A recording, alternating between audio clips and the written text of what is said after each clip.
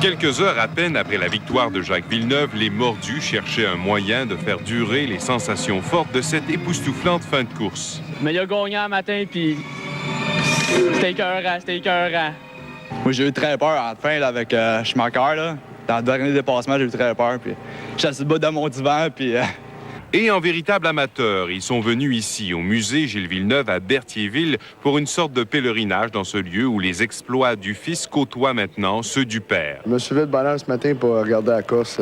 C'est une passion. J'ai fait tout. D'ailleurs, je vais pour la course automobile. Depuis que je suis jeune, j'ai regardé Gilles Villeneuve, puis là, jouer son fils, c'était épatant. 10 000 personnes visitent le musée chaque année. On en attend 20 000 cette année grâce aux performances encourageantes du jeune poulain de l'écurie Williams-Renault.